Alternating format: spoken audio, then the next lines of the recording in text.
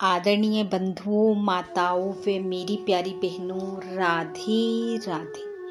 आपका हमारे इस YouTube चैनल पर बहुत बहुत स्वागत है। बंधुओं, आज हम इस वीडियो में शनिचरी अमावस्या के दिन श्रीमद् भगवत गीता के 7वें अध्याय की कथा का श्रवण करेंगे, जिसे सुनने सुनाने से पितरों की प्रसन्नता प्राप्त होती है व परिवार में सुख समृद्धि आती है। महत्तम सुनने के बाद यदि आप हमारे चैनल पर नए हैं तो कृपया हमारे चैनल को सब्सक्राइब करें, बेल आइकन को प्रेस करें ताकि हमारी वीडियो की नोटिफिकेशन सबसे पहले आप तक पहुंचे। वीडियो को शेयर व लाइक भी जरूर करें। भगवान शिव कहते हैं, हे पार्वती, अब मैं तुम्हें श्रीमद् गीता के 7वें अध्याय का महत्तम सुनाता हूँ, जिसे सुनकर कानों में अमृत राशि भर जाती है। पाटलिपुत्र नामक एक दुर्गम नगर है, जिसका द्वार बहुत ही ऊंचा है। उस नगर में शंकुकर्ण नामक एक ब्राह्मण रहता था। उसने वैश्यवृत्ति का आश्रय लेकर बहुत धन कमाया, किंतु ना तो कभी पितरों का तर्पण किया और ना ही कभी देवताओं का पूजन। वह धनोपार्जन में तत्पर होकर राजाओं को ही भोज दिया करता था। एक समय की बात है, उस ब्राह्मण ने अपना चौथा विवाह करने के लिए पुत्रों और बंधुओं के साथ यात्रा की। मार्ग में आधी रात के समय जब वह सो रहा था तो एक सर्प ने कहीं से आकर उसकी बाह में काट लिया। उसके काटते ही ऐसी अवस्था हो गई कि मणि मंत्र और औषधि आदि से भी उसके शरीर की रक्षा असाध्य जान पड़ी। तत्पश्चात कुछ ही क्षणों में उसके प्राण पखेर उड़ गए। फिर बहुत समय के बाद वह प्रेत सर्प योनि में उत्पन्न हुआ। उसका चित्त धन की वासना में बंधा हुआ था। उसने पूरा वृत्तांत को स्मरण करके सोचा, मैंने जो घर के बाहर करोड़ों की संख्या में अपना धन गाड़ रखा है, उससे इन पुत्रों को वंचित करके स्वयं ही उसकी रक्षा करूंगा। एक दिन सांप की योनि से पीड़ित होकर पिता ने स्वप्न में अपने पुत्रों के समक्ष आकर अपना मनोभाव बताया। तब उसके पुत्रों ने सवेरे उठकर बड़े विस्मय के साथ एक दूसरे से स्वप्न की बातें कही।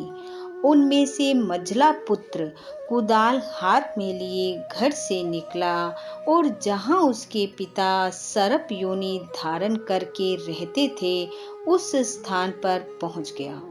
यद्यपि उसे धन के स्थान का ठीक ठीक पता नहीं था, तो भी उसने चिन्हों से उसका ठीक निश्चय कर लिया और लोभ बुद्धि से वहां पहुंचकर बांबी को खोदना आरंभ किया। तब उस बांबी से बड़ा भयानक सांप प्रकट हुआ और बोला, अरे मूढ़, तू कौन है? किस लिए आया है और यह बिल क्यों खोद रहा है? तुझे किसने भेजा है? यह सारी बातें मुझको बता। पुत्र बोला, मैं आपका पुत्र हूँ, मेरा नाम शिव है।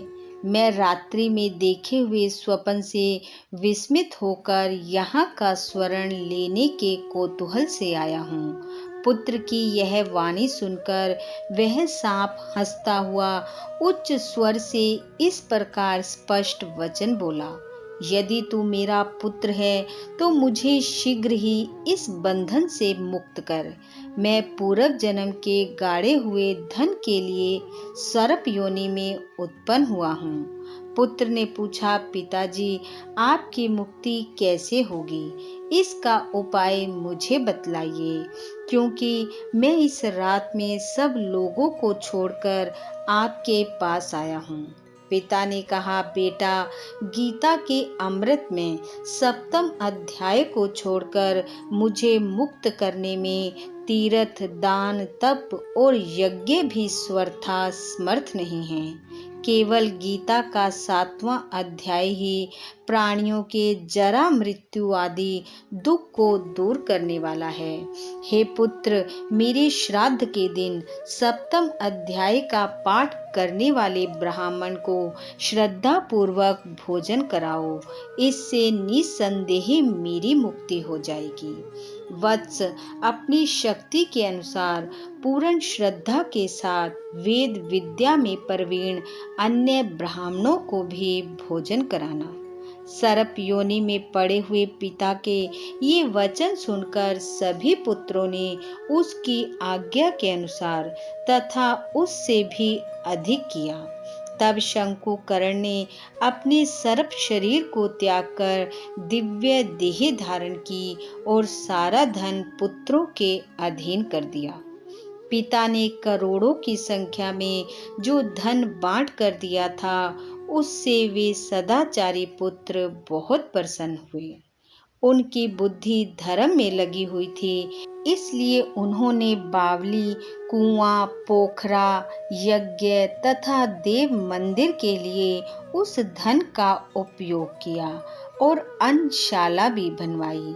तत्पश्चात 7वें अध्याय का सदा जप करते हुए उन्होंने भी मोक्ष को प्राप्त किया। हे पार्वती, यह तुम्हें 7वें अध्याय का महत्तम बताया गया है, जिसके श्रवण मात्र से मानव सब पापों से मुक्त हो जाता है और अंत में वैकुंठ लोक को पाता है। बोलो भगवान श्री हरि की जय। बंधुओं, भगवान श्री हरि की कृपा आप व आपके परिवार पर सदैव बनी रहे। आपका घर आंगन खुशियों से महकता रहे। इन्हीं शुभकामनाओं के साथ आप सबका बहुत बहुत धन्यवाद। राधे राधे।